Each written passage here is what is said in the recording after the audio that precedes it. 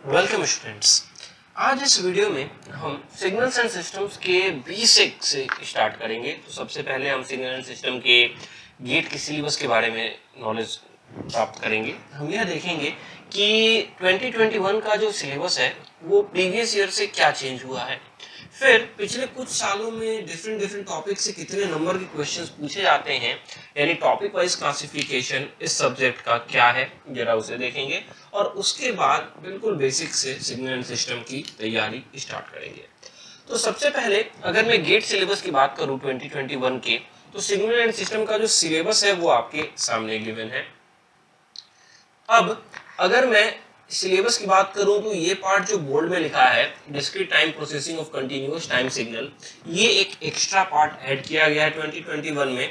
और ये जो टॉपिक्स हैं interpolation of discrete time signals, digital filter design technique, parallel and cascade structure, इसे रिमूव किया गया है। और अगर मैं डिस्ट्रीब्यूशन की बात करूं तो सिग्नल एंड सिस्टम में जो क्वेश्चंस पूछे गए हैं पिछले 30 सालों में, उनको बेसिकली आप 9 ब्रॉड टॉपिक्स में डिवाइड कर सकते हैं। पहला है basics of signal and system, जहां से अभी तक 25 क्वेश्चन पूछे गए हैं। कुछ क्वेश्चन 1 मार्क्स के हैं, कुछ 2 मार्क्स के हैं। LTI system continuous and discrete से 32 क्वेश्चन, फूरियर सीरीज से 18 question, Fourier transform frequency response and correlation से 43 क्वेश्चन, लैपलास ट्रांसफॉर्म से 55 क्वेश्चन, जेट ट्रांसफॉर्म से 39 क्वेश्चन, डीटीएफएस, डीटीएफटी एंड डीएफटी से 30 क्वेश्चन, सैम्पलिंग से 18 क्वेश्चन और डिजिटल फिल्टर से 3 क्वेश्चन पूछे गए हैं। तो इस कोर्स के एंड तक में ये जितने भी क्वेश्चन आपसे पिछले 30 सालों में पूछे गए हैं वो सारे कवर करा दिए जाएंगे with concept as well as shortcut. तो चलिए स्टार्ट करते हैं। सबसे पहले रिकमेंडेड बुक्स कौन कौन से हैं। तो बेसिकली 3 इंपॉर्टेंट बुक्स होते हैं। Digital Signal Processing by Proakis and Monolakis by Pearson, Digital Signal Processing by Ingley and Proakis Thompson, and Digital Time Signal Processing by Oppenheim and Schaffer Pearson। तो ये 3 reference book हैं। इसके अलावा जो इस course में आपके वीडियोस हैं, अगर आप वो करते हैं तो आपके आने वाले गेट के एग्जाम, ईएससी एग्जाम और बाकी सारे पीएसयू के एग्जाम के लिए मोर देन सफिशिएंट रहेगा ये जो हमारा कोर्स है। चलिए, तो सबसे पहले बेसिक्स ऑफ सिग्नल्स की बात करते हैं। तो आज के इस लेक्चर में कुछ बेसिक ऑपरेशंस होते हैं जो हमें आने चाहिए ताकि हम सिग्नल एंड सिस्टम को आगे पढ़ सकें, क्योंकि वो ऑपरेशंस हर जगह, हर एक मॉड्यूल में, जो अभी शुरू में मैंने 9 मॉड्यूल बताया, हर एक मॉड्यूल में यूज होते हैं। तो कौन कौन से ऑपरेशन होते हैं उनको हम पढ़ेंगे, उनके शॉर्टकट्स को सीखेंगे और उसके बेसिस पे कुछ क्वेश्चंस को सॉल्व करेंगे। तो अगर मैं डिफरेंट ऑपरेशंस ऑन सिग्नल्स की बात करूं तो कुल मिला के 3 ऑपरेशंस होते हैं, शिफ्टिंग, स्केलिंग एंड रिवर्सल। और अगर मैं बात करूं इनका मतलब क्या होता है, तो अगर हम कॉमन इंग्लिश से इसको रिलेट करने की कोशिश करें तो काफी आसानी से रिलेट हो सकता है। शिफ्टिंग का मतलब क्या हुआ, अगर हम किसी चीज को एक जगह से उठा के एज इट इज दूसरी जगह रख रहे हैं, तो अगर हम लेफ्ट या राइट शिफ्ट कर रहे हैं तो वो ऑपरेशन हमारा शिफ्टिंग के अंदर आता है। स्केलिंग क्या होता है, अगर मैं किसी चीज को छोटे से बड़ा कर रहा हूं या बड़े से छोटा कर रहा हूं तो उसको हम स्केलिंग कहते हैं, जैसा कि आप यहाँ पे देख सकते हैं। रिवर्सल क्या होता है, रिवर्सल मतलब हुआ कि अगर आप किसी चीज को उल्टा कर दे रहे हो तो उसे हम रिवर्सल कहते हैं। जैसा कि यहाँ पे मैंने इस डायग्राम में कार को उल्टा रख दिया गया है और आदमी उसे लेके चल रहा है। तो इस तरीके से 3 ऑपरेशंस होते हैं सिग्नल्स में जो हमें पढ़ने हैं। शिफ्टिंग यानी किसी चीज को एक जगह से दूसरे जगह उठा के ले जाना, एज इट इज, डायमेंशन में कोई चेंज नहीं होगा। स्केलिंग जहां उसके डायमेंशन में चेंज होगा, और रिवर्सल जहां वो बिल्कुल उल्टा काम करता है। और ये जो तीनों हैं ये खुद में 2 टाइप के हो सकते हैं, या तो एम्पलीट्यूड या तो टाइम, यानी या तो एम्पलीट्यूड शिफ्टिंग या तो टाइम शिफ्टिंग, या तो एम्पलीट्यूड स्केलिंग या तो टाइम स्केलिंग, या तो एम्पलीट्यूड रिवर्सल या तो टाइम रिवर्सल। तो टोटल मिला के 6 बेसिक ऑपरेशंस होते हैं सिग्नल्स के जो आपको आने चाहिए। और कई बार इन ऑपरेशंस को मिलाकर क्वेश्चन पूछे जाते हैं। तो कैसे ऑपरेशंस को मिलाने के बाद किसको ज्यादा प्रायोरिटी देना है, कैसे जल्दी सॉल्व करना है, वो भी हम सीखने वाले हैं। तो चलिए सबसे पहले स्टार्ट करते हैं शिफ्टिंग से। तो शिफ्टिंग में जैसा हमने देखा 2 टाइप की शिफ्टिंग होती है, एक टाइम शिफ्टिंग, दूसरी एम्पलीट्यूड शिफ्टिंग। अब समझने के लिए हम एक फंक्शन को लेंगे और थ्रू आउट इस क्लास में कंप्लीटली हम इसी फंक्शन के बेसिस पे समझेंगे। तो हमारा फंक्शन जो है वो एक रेक्टेंगुलर फंक्शन है, यानी -1 से लेके +1 के बीच में ये एग्जिस्ट करता है और इसकी वैल्यू 1 के बराबर है, -1 से +1 के बीच में, और बाकी जगह इसकी वैल्यू 0 के बराबर है। तो अगर मुझे कोई इस रेक्टेंगुलर फंक्शन को मैथमेटिकल फॉर्म में लिखने को कहे तो मैं क्या कहूँगा?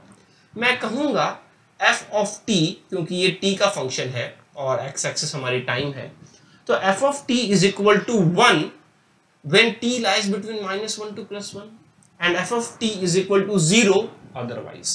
तो हमारा मैथमेटिकल इक्वेशन बन गया f of t is equal to 1 when t lies between -1 to +1 and it is equal to 0 otherwise। अब इसके ऊपर जरा टाइम शिफ्टिंग और एम्पलीट्यूड शिफ्टिंग लगा के देख लेते हैं किस तरीके से दिखता है। मान लीजिए हमें f of t + 2 डिजाइन करना है। f of t तो हमें मालूम है, अब सवाल पूछा गया है कि f of t + 2 किस तरीके का दिखेगा, जरा ये बताइए। तो क्या किया जाना चाहिए? सिंपल सा लॉजिक है, अगर मैथमेटिकली चलूं तो जहां जहां t है उसे हटा के मैं t + 2 से रिप्लेस कर दूं। जरा ऐसा करके देखते हैं तो क्या हो जाएगा। ये हो जाएगा f of t + 2, t की जगह t + 2 लिख दिया, इज इक्वल टू 1। अब ये 1 कब होगा? when -1 less than equal to t + 2 less than equal to 1। कहीं और t है क्या? नहीं, कहीं और t तो दिख नहीं रहा। अब ये जो हमारा इनइक्वालिटी है, यहाँ पे बीच में सिर्फ t रखने की कोशिश करते हैं, यानी इस 2 को मैं इस साइड भी भेजता हूँ और इस साइड भी भेजता हूँ, तो ये क्या हो जाएगा? t is less than equal to -1 - 2 -3, और यहाँ से हो जाएगा +1 - 2 -1। यानी कि मैं कह सकता हूँ f of t + 2 जो होगा वो 1 के बराबर होगा जब t -3 और -1 के बीच में है, और ये 0 होगा बाकी सारे केसेस में, otherwise it will be equal to 0। तो ये हमारा इक्वेशन बन गया f of t + 2 का। अब अगर मुझे इसे प्लॉट करना है तो किस तरीके से दिखेगा? तो ये मान लिया कि मेरा टाइम एक्सिस है और मुझे कहां से कहां तक जाना है? -3 से लेकर -1 तक। तो -3 से लेकर -1 तक में इसकी वैल्यू 1 है और बाकी जगह इसकी वैल्यू आपकी 0 है। तो ये बन गया हमारा f of t + 2, इस तरीके से दिखेगा। तो ये नॉर्मल मैथमेटिकल तरीका है जिस तरीके से आपको इसको सॉल्व करना है। इसका एक शॉर्टकट भी होता है। शॉर्टकट क्या होता है? शॉर्टकट ये होता है कि क्योंकि यहाँ f of t + 2 है, तो जब भी प्लस आए बीच में शिफ्टिंग में, तो हम टोटल, क्योंकि शिफ्ट कर रहे हैं तो पूरे को एज इट इज शिफ्ट करना है, हमें डायमेंशन चेंज नहीं करना है, तो पूरे फंक्शन को उठा के लेफ्ट हैंड साइड यानी नेगेटिव एक्सिस की तरफ शिफ्ट कर दीजिए। तो देखिए ये -1 था, ये +1 था, तो -1 में लेफ्ट हैंड साइड 2 से शिफ्ट करेंगे, तो -1 में से 2 घटाया -3 और 1 में से 2 घटाया -1, तो यही हमारा डायग्राम बन जाएगा। तो ये हो गया f of t + 2 का। सिमिलरली अगर कोई हमसे f of t - 2 पूछे तो क्या करेंगे? सेम चीज, क्या करना है? t की जगह t - 2 रख देना है और सॉल्व कर देना है। सॉल्व करिएगा तो मैथमेटिकल इक्वेशन निकल जाएगा। और अगर हमें शॉर्टकट से सॉल्व करना है तो क्या करना है? क्योंकि बीच में माइनस है तो हमें राइट हैंड साइड शिफ्ट कर देना है, सिंपल सा। तो क्या हो जाएगा जरा सोचते हैं। ये हमारा टाइम एक्सिस हो गया, ये जो 1 था इसमें 2 ऐड कर देंगे तो 1 + 2 हो जाएगा 3, और ये जो -1 था इसमें 2 ऐड कर देंगे तो -1 + 2 हो जाएगा 1। तो ये जो कर्व आएगा वो आपका 1 से 3 के बीच में 1 होगा और बाकी जगह 0 हो जाएगा। तो ये हमारा इक्वेशन बन गया f of t - 2 का। ये हमारा इक्वेशन बन गया f of t + 2 का। ये हो गई टाइम शिफ्टिंग। अब सवाल ये उठता है टाइम शिफ्टिंग और एम्पलीट्यूड शिफ्टिंग में क्या अंतर है? जरा ध्यान दीजिएगा। टाइम शिफ्टिंग में डायरेक्टली टाइम के साथ कुछ t जो वेरिएबल है उसके साथ कुछ ऐड या सब्सट्रैक्ट किया गया है, और अगर मैं एम्पलीट्यूड शिफ्टिंग की बात करूं तो एम्पलीट्यूड शिफ्टिंग हो गया f of t + 2, यानी फंक्शन जो फंक्शन बना एफ ऑफ टी उसमें 2 ऐड किया गया, टाइम एक्सिस पे जाके 2 ऐड नहीं किया गया। तो ये छोटा सा अंतर होता है आपका टाइम शिफ्टिंग और एम्पलीट्यूड शिफ्टिंग के बीच में। क्या, जब भी टाइम शिफ्टिंग होगा तो डायरेक्टली जो टी वेरिएबल है उस पर अफेक्ट पड़ेगा, जब भी एम्पलीट्यूड शिफ्टिंग होगा तो टोटल जो फंक्शन है उस पर अफेक्ट पड़ेगा। अब एफ ऑफ टी प्लस 2 किस तरीके से दिखेगा जरा इसको देखते हैं। तो सबसे पहले इसको प्रूफ कर लेते हैं, जैसा मैंने पहले बार में इसको प्रूफ किया वैसे मैथमेटिकली प्रूफ कर लेते हैं, उसके बाद उसके शॉर्टकट को देख लेंगे। तो इसको पहले मिटा देता हूं क्योंकि जगह कम है। ठीक है,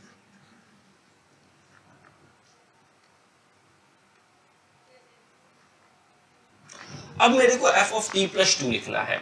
तो f ऑफ t प्लस 2 को मैं क्या लिखूंगा, f ऑफ t प्लस 2। क्या यहाँ पे t को मुझे t प्लस 2 से रिप्लेस करने की जरूरत है? जी नहीं, यहाँ मुझे t को t प्लस 2 से रिप्लेस करने की जरूरत नहीं है। बेसिकली एक इक्वेशन है जिसके लेफ्ट हैंड साइड में 2 ऐड किया गया है, तो राइट हैंड साइड में भी आपको 2 ही ऐड करना है। तो f of t plus 2 is equal to 1 plus 2 3 when t lies between -1 to +1 and it is equal to 0, otherwise for all the cases it will be equal to 0।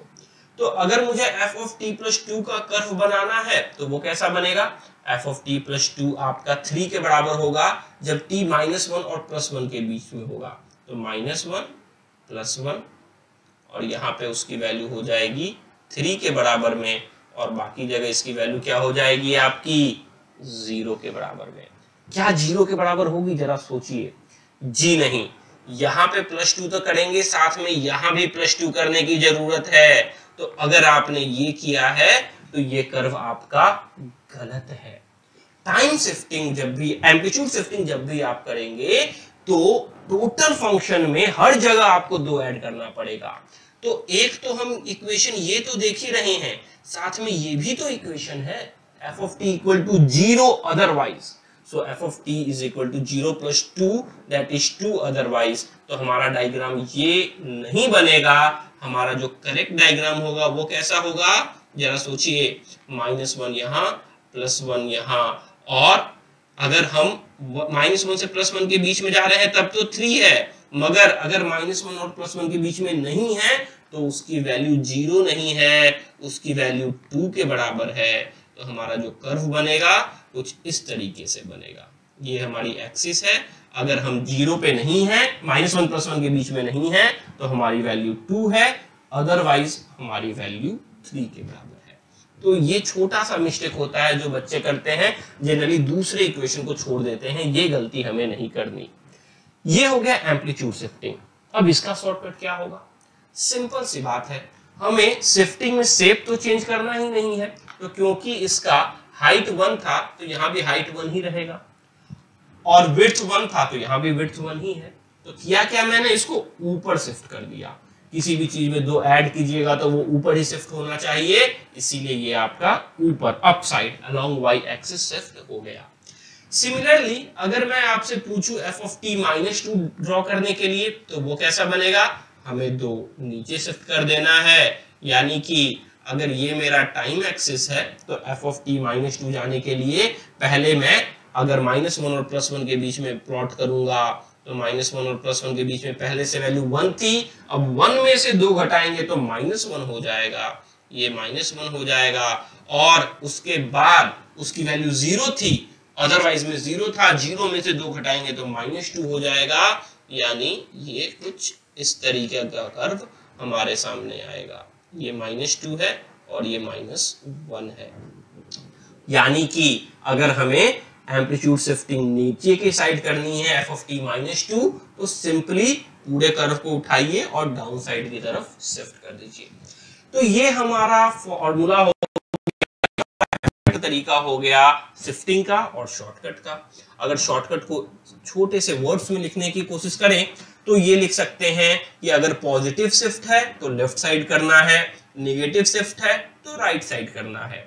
Amplitude shifting की बात करें तो positive shift है तो ऊपर up side करना है, negative shift है तो नीचे डाउन साइड करना है। क्योंकि शिफ्टिंग है इसीलिए आपका जो कर्व है उसका डायमेंशन एज इट इज रहेगा, कभी भी चेंज नहीं होगा।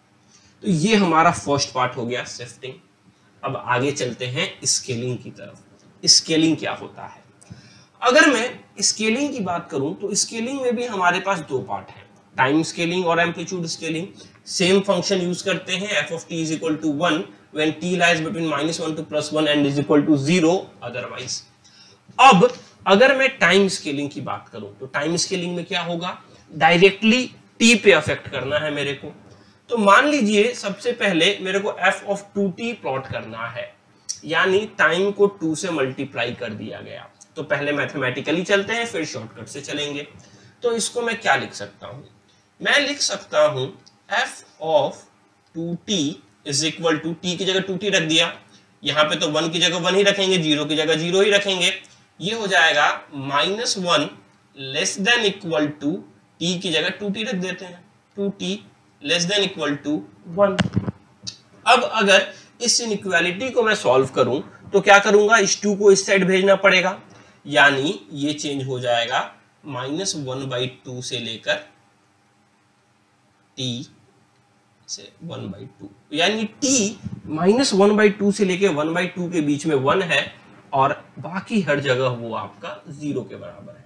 तो इसका प्लॉट कैसा होगा, अगर मैं इसे प्लॉट करूं तो ये मान लीजिए हमारा टाइम एक्सिस है, ये हमारा -1/2 है, ये हमारा +1/2 है, और -1/2 से लेके +1/2 के बीच में इसकी वैल्यू आपकी 1 हो गई और कुछ नहीं, और ये हमारा टाइम एक्सिस है, बाकी हर जगह उसकी वैल्यू 0 है। तो यहां से मैं क्या शॉर्टकट सोच सकता हूं, शॉर्टकट में ये कह सकते हैं कि क्योंकि यहां पे पहले वैल्यू -1 थी और हमने 2 से स्केल किया है, तो जिस पॉइंट पे वो टाइम एक्सिस को कट कर रहा है उसको हमने 2 से डिवाइड कर दिया, तो ये -1/2 हो गया, और इस 1 को 2 से डिवाइड कर दिया तो ये 1/2 हो गया। तो ये होता है टाइम स्केलिंग। अब मान लीजिए f of 2t न देके कोई आपसे f of t/2 पूछ दे, यानी मल्टीप्लाई करने की जगह यहाँ पे 2 से डिवाइड कर दिया, तो बेसिकली डिवीजन और मल्टीप्लिकेशन को काफी आसानी से इंटरचेंज किया जा सकता है। इसे मैं कह सकता हूं कि इसने 2 से डिवाइड किया है या 1/2 से मल्टीप्लाई किया है, तो इसको भी मैं 1/2 से डिवाइड कर दूंगा, क्योंकि स्केलिंग करने वक्त हम क्या कर रहे थे, जो स्केलिंग फैक्टर था उससे डिवाइड कर देते थे। तो हमारा कर्व कैसा बन जाएगा, क्योंकि वो -1 से +1 है, तो -1 डिवाइडेड बाई 1/2, तो ये हो जाएगा -2, एंड +1 डिवाइडेड बाई 1/2 ये हो जाएगा +2, तो -2 से +2 के बीच में इसकी वैल्यू आपकी 1 रहेगी। ये हो जाएगा f of t/2 का इक्वेशन। आप चाहें तो ग्राफ आप चाहें तो मैथमेटिकली प्रूफ करके चेक कर सकते हैं। अब बात करते हैं एम्पलीट्यूड स्केलिंग की।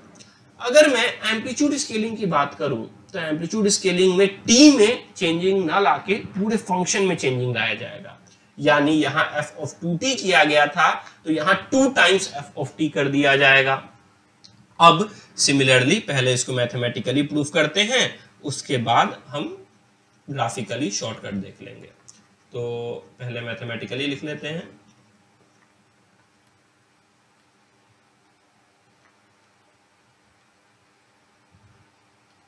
अगर मैं 2 इंटू एफ ऑफ टी लिखूं तो क्या किया मैंने, लेफ्ट हैंड साइड मैंने एक वेरिएबल 2 से मल्टीप्लाई कर दिया, कांस्टेंट 2 से मल्टीप्लाई कर दिया, तो राइट हैंड साइड में मल्टीप्लाई कर देना है। तो यहाँ पे 2 इंटू 1 2 हो जाएगा। सो 2 when t lies between -1 to +1, और यहाँ पे 2 इंटू 0 तो 0 ही होगा ना, otherwise it will be equal to 0। तो अगर मैं इसे प्लॉट करूं तो मेरा प्लॉट कैसा बनेगा, मेरा प्लॉट हो जाएगा आपका -1 से लेकर +1 के बीच में, इसकी वैल्यू 1 ना होकर अब 2 हो जाएगी। -1 से लेकर +1 के बीच में इसकी वैल्यू आपकी 2 हो जाएगी और बाकी हर जगह इसकी वैल्यू आपकी 0 रहेगी। तो ये हो गया हमारा एम्पलीट्यूड स्केलिंग। तो एम्पलीट्यूड स्केलिंग का शॉर्टकट क्या हो सकता है, एम्पलीट्यूड स्केलिंग का शॉर्टकट यह हो सकता है कि हमें एम्पलीट्यूड में जो फैक्टर है बस उससे मल्टीप्लाई कर देना है। ध्यान दीजिएगा, टाइम स्केलिंग में जो टाइम पे क्रॉस ओवर हो रहा था वहां पे हम डिवाइड कर रहे थे, एम्पलीट्यूड स्केलिंग में जो एम्पलीट्यूड है उस पे हमने मल्टीप्लाई कर दिया। तो मान लीजिए किसी ने आपसे पूछ दिया f of t divided by 2, तो इसका कर्व कैसा बनेगा? इसका कर्व आपका सिंपल बनेगा। एम्पलीट्यूड में आपको 2 से डिवाइड कर देना है, तो जो पहले 1 था वो 1/2 हो जाएगा। सो -1 से +1 के बीच में इसकी वैल्यू 1/2 रहेगी and otherwise it will B 0। तो ये कॉन्सेप्ट एंड शॉर्टकट थे स्केलिंग के। अगर शॉर्टकट्स को एक जगह लिखा जाए तो टाइम स्केलिंग की अगर मैं बात करूं तो टाइम स्केलिंग में अगर हम f ऑफ 2t देखते हैं या f ऑफ t/2 देखते हैं तो हमें करना क्या है? जो स्केलिंग फैक्टर है उससे टाइम एक्सिस को डिवाइड कर देना है। Divide time axis bye scaling factor. और अगर एम्पलीट्यूड स्केलिंग की बात करें तो मल्टीप्लाई एम्पलीट्यूड एक्सिस यानी y axis bye scaling factor. जो एम्पलीट्यूड है उसको हमें मल्टीप्लाई कर देना है स्केलिंग फैक्टर से और कुछ नहीं करना है। तो ये हो गया आपका स्केलिंग। 2 टाइप हमारे कंप्लीट हो चुके हैं, शिफ्टिंग एंड स्केलिंग। तीसरे टाइप पे चलते हैं, रिवर्सल। रिवर्सल मतलब क्या होता है? रिवर्सल मतलब होता है जस्ट उल्टा कर देना। तो रिवर्सल भी 2 टाइप के होते हैं, एक होता है टाइम रिवर्सल, एक होता है एम्पलीट्यूड रिवर्सल। टाइम रिवर्सल में क्या होगा? टाइम रिवर्सल में जो t है उसको चेंज करके -t कर दिया जाएगा। यानी पहले हमारा f ऑफ t था तो अब उसको f ऑफ -t कर दिया गया। पहले मैथमेटिकली देख लेते हैं क्या होता है इफेक्ट, उसके बाद ग्राफिकली और शॉर्टकट सीख लेंगे। तो t की जगह -t लिख दिया। f of t -t is equal to 1 when -1 less than equal to -t less than equal to 2। t की जगह मैंने -t रख दिया। अब इस माइनस को मेरे को दोनों साइड भेजना है और आप जानते हैं इनइक्वालिटी में अगर हम माइनस को एक साइड से दूसरे साइड भेजते हैं तो इनइक्वालिटी का डायरेक्शन चेंज हो जाता है। यानी ये हो जाएगा -1 से मल्टीप्लाई किया तो 1 greater than equal to t greater than equal to -2। यानी f ऑफ t की वैल्यू 1 होगी when t is lying between 1 and -2 और इसकी वैल्यू 0 होगी, अदरवाइज इसकी वैल्यू आपकी 0 होगी। ध्यान दीजिएगा, ये वाला जो फंक्शन है पुराने फंक्शन से थोड़ा सा अलग है। पुराने फंक्शन में हमने -1 से +1 लिखा था, अंतर दिखाने के लिए मैंने इसे -1 से +2 लिखा। यानी अगर मैं f ऑफ t को प्लॉट करूं तो f ऑफ t कैसा दिखेगा? f ऑफ t हमारा -1 से +2 के बीच में 1 दिखेगा। यानी इसका बेस का जो विड्थ है वो 3 के बराबर हो जाएगा, पिछले वाले फंक्शन के बेस के विड्थ 2 के बराबर था। और ये हमारा मान लो कि x एक्सिस, ये हमारा ओरिजिन हो गया, ये हमारा टाइम एक्सिस हो गया। अब जरा f ऑफ -t को प्लॉट करते हैं तो f ऑफ -t कैसा दिखेगा? अगर ये हमारा टाइम एक्सिस है और ये हमारा y एक्सिस है तो अगर मुझे f ऑफ -t प्लॉट करना है तो f of -t is equal to 1 when t is lying between +1 and -2। +1 and -2 के बीच में 1 है और बाकी कोई चेंजेस नहीं है। यानी यहां से मैं क्या कह सकता हूं, इन दोनों कर्व को f ऑफ t और f ऑफ -t को देखूं तो क्या मैं कह सकता हूं f ऑफ t और f ऑफ -t में y एक्सिस के अबाउट मिरर इमेज बन रहा है। देखो y एक्सिस में ये 0 से -1 तक था और 0 से 2 तक था, यहाँ 0 से +1 हो गया और 0 से -2 हो गया। यानी अगर टाइम रिवर्सल के शॉर्टकट की बात की जाए, यानी अगर आपको t की जगह -t किया जा रहा है तो बेसिकली आपको कुछ नहीं करना है, बस y एक्सिस के अबाउट मिरर इमेज ले लेना है। और अगर मैं बात करूं एम्पलीट्यूड रिवर्सल की, यानी -f of t, -f of t को यह कह सकते हैं कि ये आपका -1 इंटू f ऑफ t है। यानी जो हमने एम्पलीट्यूड स्केलिंग पढ़ा था वही है, -1 से मल्टीप्लाई कर दिया। और अगर मैं -1 से मल्टीप्लाई करूंगा तो क्या होगा? जब भी आप एम्पलीट्यूड स्केलिंग करते हैं तो जिस फैक्टर से मल्टीप्लाई करते हैं उसी फैक्टर से एम्पलीट्यूड एक्सिस को मल्टीप्लाई कर देते हैं। तो हमारा एम्पलीट्यूड एक्सिस पहले +1 पे था, +1 इंटू -1 होता है, तो ये आ जाएगा आपका सिमिलर -1 से 2 ही में लाई करेगा, मगर यहाँ पे आपका -1 लाई करेगा। ये हो गया हमारा माइनस एफ ऑफ टी। तो एफ ऑफ टी और माइनस एफ ऑफ टी को कंपेयर करके हम यह कंक्लूड कर सकते हैं कि माइनस एफ ऑफ टी आपका मिरर इमेज होता है अबाउट एक्स एक्सिस। तो अगर शॉर्टकट्स की बात करूं तो दो सिंपल से शॉर्टकट है। टाइम रिवर्सल में रिवर्सल अबाउट एक्स एक्सिस होता है और एम्पलीट्यूड रिवर्सल में रिवर्सल अबाउट वाई एक्सिस होता है, इसके अलावा कुछ भी नहीं है। तो ये थे टोटल मिला के 6 फॉर्मूलेस और उनके शॉर्टकट्स। तो ये जो ऑपरेशंस हैं ये सबसे ज्यादा यूज किया जाता है आपका सिग्नल एंड सिस्टम में, हर जगह आपको इनका यूज पड़ेगा। कई बार जो क्वेश्चन होते हैं वो इन क्वेश्चंस इनको मिलाकर पूछे जाते हैं, कॉम्बिनेशन ऑफ ऑपरेशन, यानी शिफ्टिंग, स्केलिंग और रिवर्सल को मिला के पूछा जाता है। तब कैसा रिजल्ट आएगा एक एग्जांपल से समझ लेते हैं। तो मान लीजिए आपको ये फंक्शन दिया है, जो फंक्शन हमने यूज किया है एफ ऑफ टी -1 से +1 के बीच में 1, और आपको बताना है 3 टाइम्स एफ ऑफ 2t + 3 किसके बराबर है। अब ध्यान दो, आप दो चीज कर सकते हो। सबसे पहले तो शिफ्टिंग कर सकते हो और उसके बाद स्केलिंग कर सकते हो, या ये भी कर सकते हो कि पहले स्केलिंग कर लो और उसके बाद शिफ्टिंग करो। दोनों चीजें हम कर सकते हैं। यहाँ पे टाइम स्केलिंग भी हो रहा है और टाइम शिफ्टिंग भी हो रहा है। एम्पलीट्यूड स्केलिंग तो हम बाद में कर लेंगे, लास्ट में जो भी होगा उसको एम्पलीट्यूड से स्केल कर देंगे। तो क्या किया जाए, पहले स्केलिंग किया जाए या पहले शिफ्टिंग किया जाए? आप कुछ भी कर सकते हैं, आपकी जो भी इच्छा हो आप वो कर सकते हो। आप चाहो तो पहले स्केलिंग करो बाद में शिफ्टिंग करो, या पहले शिफ्टिंग करो बाद में स्केलिंग करो। मगर आसान कब होगा? आसान तब होगा जब आप पहले शिफ्टिंग करोगे और उसके बाद अगर आप स्केलिंग करोगे तो काफी आसानी से सॉल्व होता है। ऐसा क्यों? जब आप इसके मैथमेटिक्स में इन डिटेल जाओगे, जिसकी यहाँ पे जरूरत नहीं है, तो आप देखोगे कि अगर आप पहले स्केल कर रहे हो तो टोटल 2 पहले कॉमन लेना पड़ेगा, यानी f ऑफ 2 टाइम्स t + 3/2, और उसके बाद 3/2 से शिफ्ट करना पड़ेगा। जबकि शिफ्टिंग में हमें कॉमन लेने की जरूरत नहीं है। जब आप ये मैथमेटिकली सॉल्व करोगे, स्केलिंग ऑपरेशन देन शिफ्टिंग और शिफ्टिंग देन स्केलिंग, तब जाके आपको ये चीज समझ में आएगा। वो इसलिए डिस्कस नहीं कर रहा हूं क्योंकि उतने डिटेल में वो प्रूफ करने की आपको जरूरत नहीं है। तो एक सिंपल सा ध्यान में रखना है अपने को, जब भी शिफ्टिंग और स्केलिंग दोनों आए किसी भी फंक्शन में, तो पहले अपने को शिफ्टिंग करना है, बाद में अपने को स्केलिंग करना है।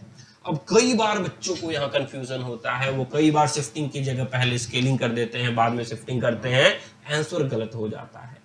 तो इसके लिए एक सिंपल सा टेक्निक है, जो मेरा टेक्निक है, क्योंकि SH आपका सचिन में आता है, SSCHIN, तो मेरा फेवरेट प्लेयर सचिन था, तो क्योंकि SH पहले आ गया तो इसीलिए पहले मैं शिफ्टिंग करूंगा और बाद में मैं स्केलिंग कर दूंगा। ठीक है, तो एक सिंपल सा छोटा सा आपका खुद का बनाया हुआ फॉर्मूला है और उससे कभी भी कंफ्यूजन नहीं होता है। तो ध्यान रखिए, SH फॉर सचिन, इसीलिए पहले शिफ्टिंग करेंगे और बाद में स्केलिंग करेंगे। अब ये भी बोल सकते हो सर सचिन में तो CV आता है, हिंदी में अगर लिखो तो हिंदी में तो नहीं आता ना। ठीक है, चलो स्टार्ट करते हैं, जरा इसको सॉल्व करते हैं। 3 टाइम्स f ऑफ 2t + 3, सबसे पहले हम शिफ्टिंग करते हैं, यानी f ऑफ t को सबसे पहले मैं बनाऊंगा f ऑफ t + 3। जैसे ही मैं f ऑफ t + 3 कर रहा हूं, यानी +3 कर रहा हूं, तो किस साइड शिफ्ट करना चाहिए, लेफ्ट साइड या राइट साइड? प्लस कर रहा हूं यानी मुझे लेफ्ट साइड जाना चाहिए, यानी -1 में 3 घटाएंगे ये हो जाएगा -4, +1 में 3 घटाएंगे ये हो जाएगा -2, और एम्पलीट्यूड आपका सेम रहेगा 1। ये सबसे पहले मेरा बन गया f ऑफ t + 3, शिफ्टिंग हो गया। अब जरा स्केलिंग करना है। स्केलिंग किससे करना है? 2 से करना है। जब भी स्केलिंग करते हैं तो क्या करते हैं, जो टाइम एक्सिस है उसको हम डिवाइड कर देते हैं स्केलिंग फैक्टर से।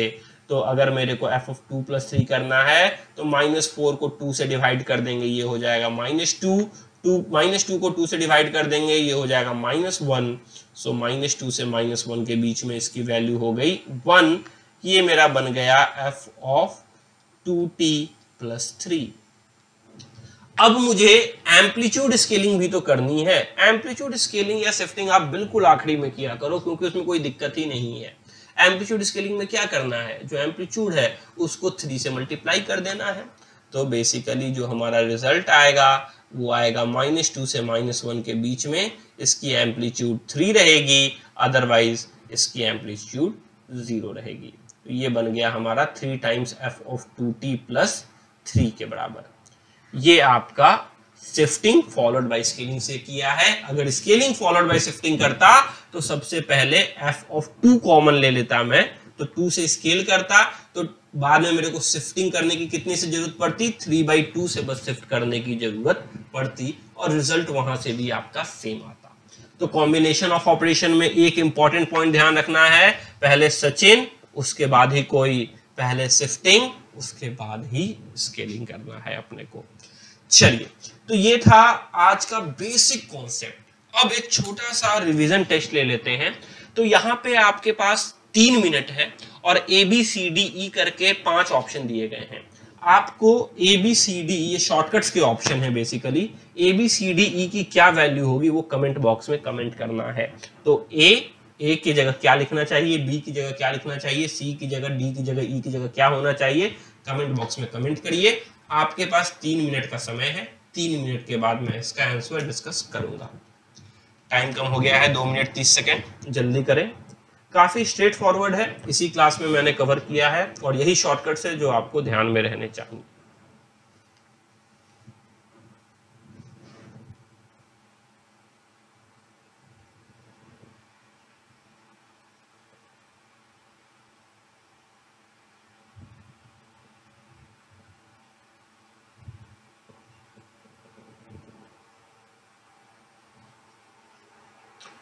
दो मिनट,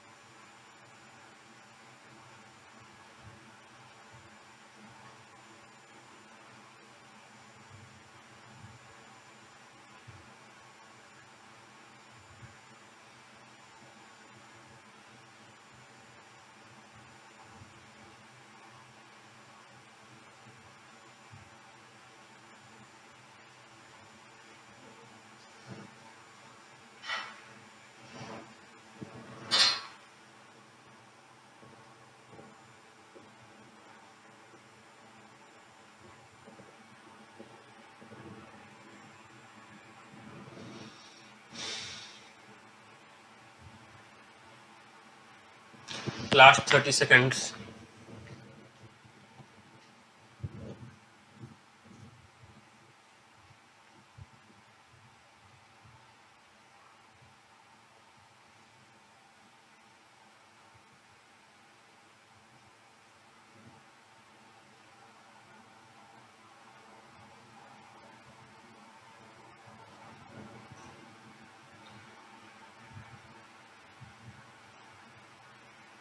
चलिए, टाइम ओवर हुआ, देख लेते हैं इनका आंसर क्या होगा।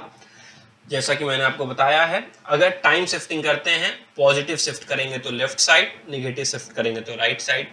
अगर एम्पलीट्यूड शिफ्टिंग करेंगे, पॉजिटिव शिफ्ट में अप साइड, नेगेटिव शिफ्ट में डाउन साइड।